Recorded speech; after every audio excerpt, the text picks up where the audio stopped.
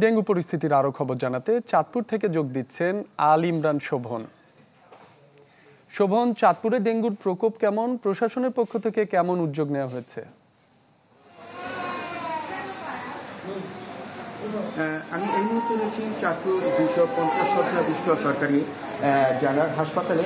গত বছরের তুলনায় বর্তমানে চাঁদপুরের ডেঙ্গু পরিস্থিতি কিছুটা স্বাভাবিক। এখানে প্রতিদিন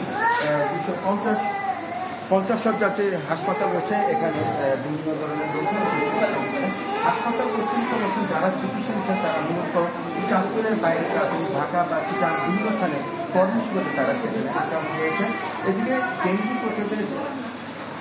ডেঙ্গু প্রতিরোধে জেলা প্রশাসন, পৌর প্রশাসন প্রয়োজনীয় পদক্ষেপ তারা রয়েছে। ইতিমধ্যে তারা মশা ওষুধ ছিটানো, পরিষ্কার পরিচ্ছন্নতা রাখার মতো তারা বিভিন্ন ধরনের প্রয়োজনীয় অবস্থা দিচ্ছেন। আমি একটি বিষয় জানি কি, চাঁদপুর 250 শয্যা বিশিষ্ট জেনারেল হাসপাতালে সেখানে ডেঙ্গু রোগীদের প্রয়োজনীয় চিকিৎসা সেবা দানের লক্ষ্যে এখানে হাসপাতাল কর্তৃপক্ষ সব ধরনের কথা হচ্ছে। ইতিমধ্যে তারা কয়েকটি রুমকে তারা তাদেরকে সেবা দেওয়ার জন্য তারা ব্যবস্থা নিয়েছেন এবং প্রয়োজনীয় সেবা দেওয়া হচ্ছে।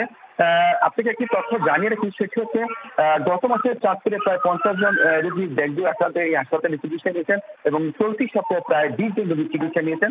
প্রতিদিন গড়ে এই হাসপাতালে 2 থেকে 4 জন রোগী এসে চিকিৎসা সেবা নিচ্ছেন। শিয়া বাটার ও ভিটামিন ই সমৃদ্ধ লিলি হালাল বিউটি সোপ, তারুণ্যময় উজ্জ্বল ত্বকের জন্য।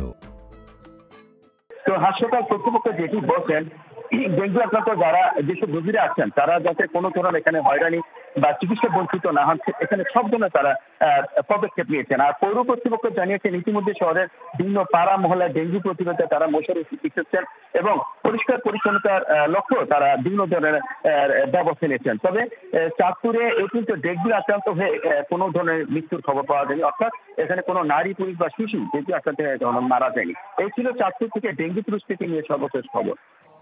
শোভন, আপনাকে ধন্যবাদ। চাঁদপুর থেকে ডেঙ্গু পরিস্থিতির খবর জানাচ্ছিলেন আল ইমরান শোভন।